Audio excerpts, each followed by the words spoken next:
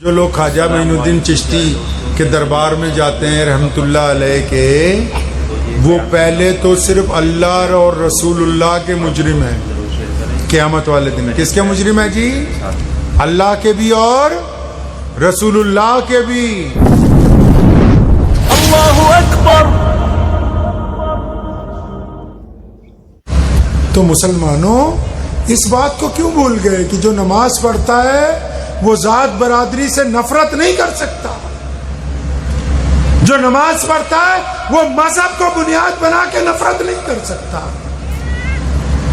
جس کو نماز پڑھنی سکھا دی گئی وہ پھر دوسرے کو اپنے سے کمتر نہیں سمجھ سکتا۔ نماز پڑھائی اسی لیے کہ یہ لوگوں میں برابری کرے گا، نماز پڑھائی اسی لیے کہ یہ محبت سے بولے گا، نماز اس لیے پڑھائی کہ یہ غریب کا ساتھ دے گا، نماز اس لیے پڑھائی کہ بیوی کی عزت کرے گا، نماز اس لیے پڑھائی کہ ماں کے پیروں میں بیٹھا کرے گا، نماز اس لیے پڑھائی کہ باپ کے پاؤں دبائے گا، نماز اس لیے پڑھائی کہ سکے بھائی کے ساتھ اس کی مصیبت میں مدد کرے گا۔ اب یہ سجدہ کرتا ہوا سوچتا ہو کہ سکے بھائی کا بیڑا غرق ہو جائے تو اس کا خود ہو جانا ہے، نماز اس کی ہونی نہیں ہے۔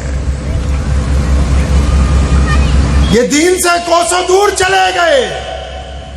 ہم نے سوچا نمازوں کا ہماری زندگی سے کوئی تعلق ہی نہیں، جبکہ نماز کو سماج کے ساتھ مضبوطی سے محمد رسول اللہ نے جوڑ دیا۔ مسجد کو سماجک ویوستھا کے ساتھ محمد رسول اللہ نے مضبوطی کے ساتھ جوڑ دیا۔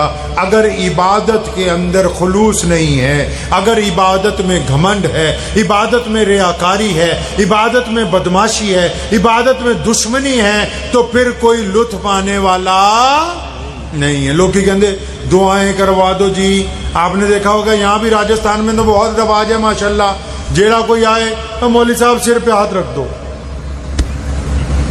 وہ یہ کوئی کرامت ہے مولویوں کے ہاتھ میں؟ ہم تو خود اپنے اللہ کے محتاج ہیں، سارا دن اسی سے مانگتے رہتے ہیں کہ اب یہ ہو گیا ایسا کر دے، یہ ہو گیا ویسا کر دے۔ آپ نہیں اللہ سے بات کر سکتے؟ آپ اپنے رب سے بات نہیں کر سکتے؟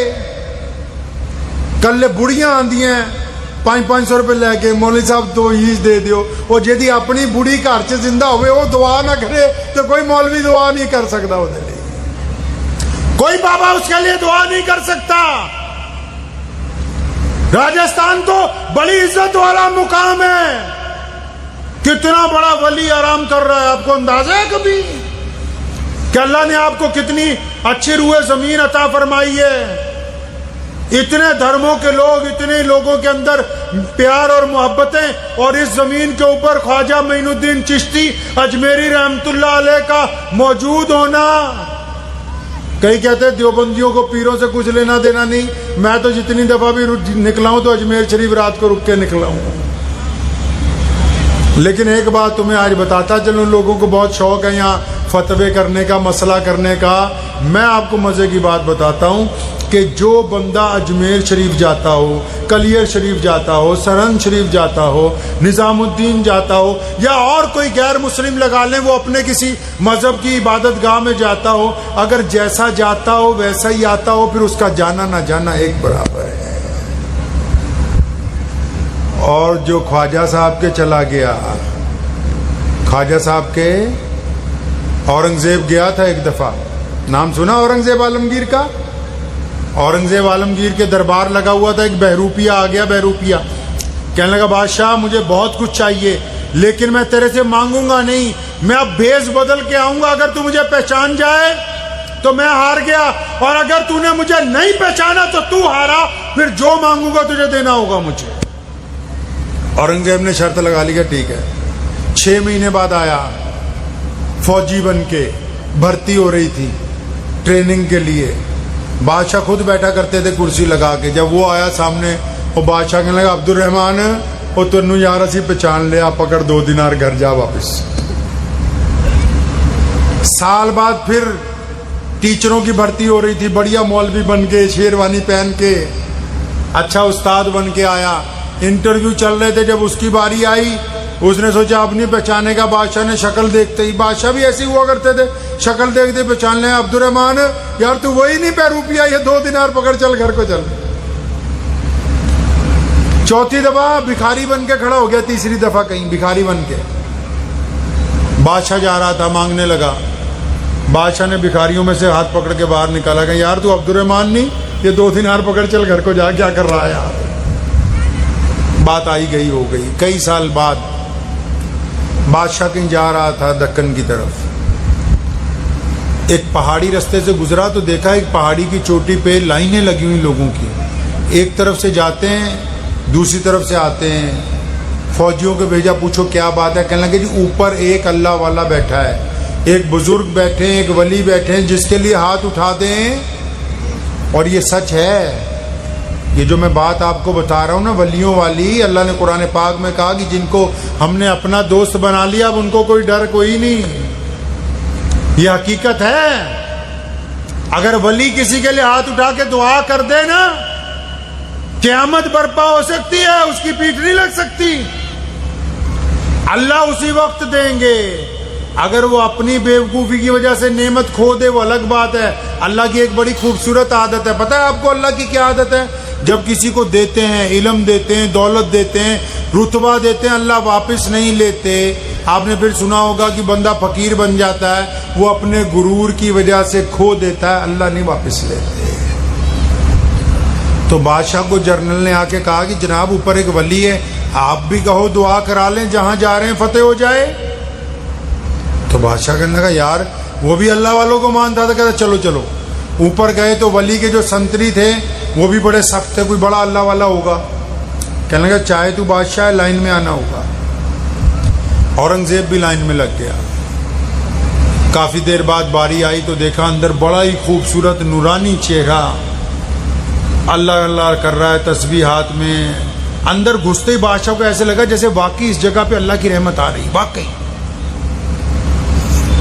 दोनों जानों पे बैठ गया बादशाह।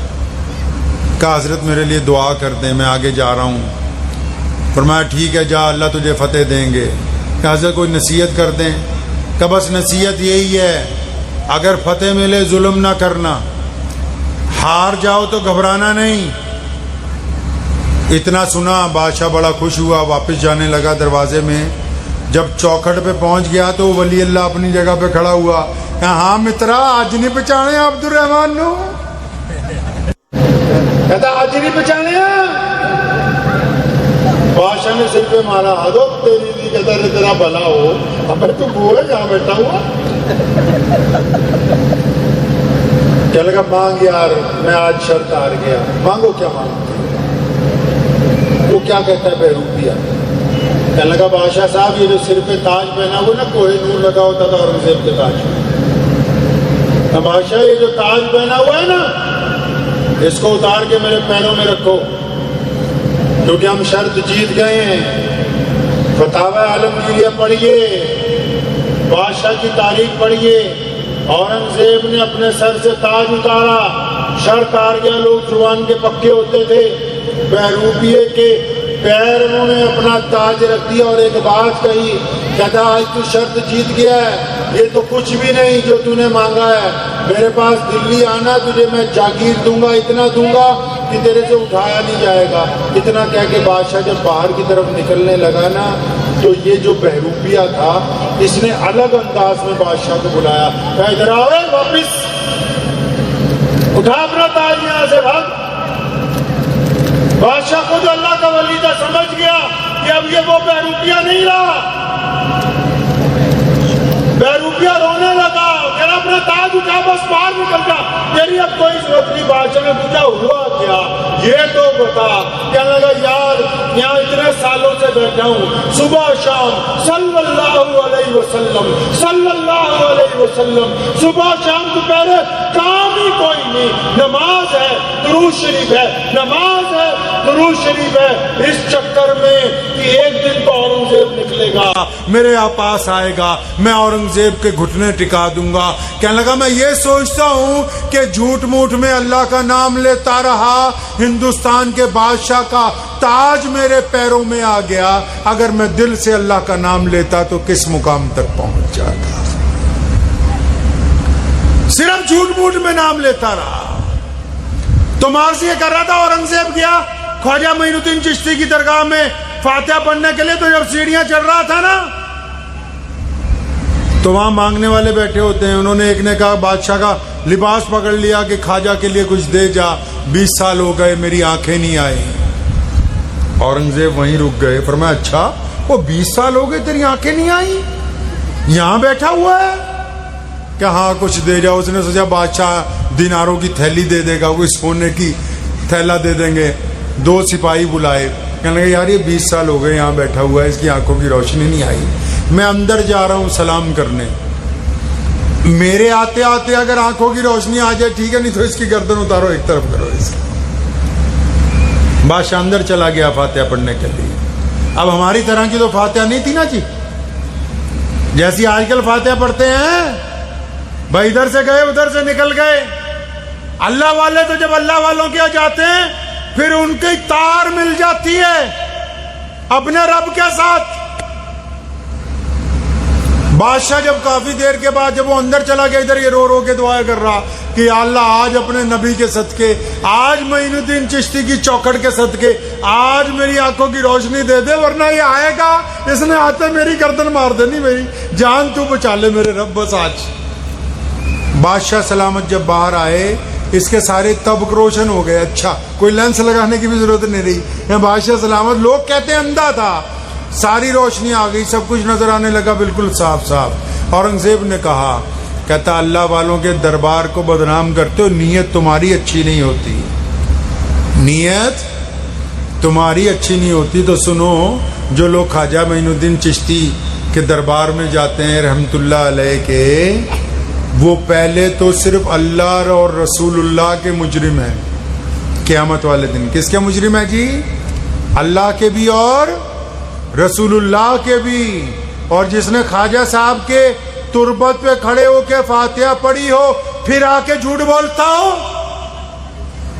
خواجہ صاحب کی تربت پہ فاتحہ پڑھنے کے بعد کسی کی بہن کو گندی نگاہ سے دیکھتا ہو, خواجہ صاحب کی تربت پہ فاتحہ پڑھنے کے بعد کسی سے ٹھگی کرتا ہو, بے ایمانی کرتا ہو. پہلے صرف اللہ اور رسول اللہ کا مجرم تھا, اب خواجہ معین الدین چشتی کا بھی مجرم ہے. یہ تم آسان سمجھتے ہو اللہ والوں کے دربار میں جانا؟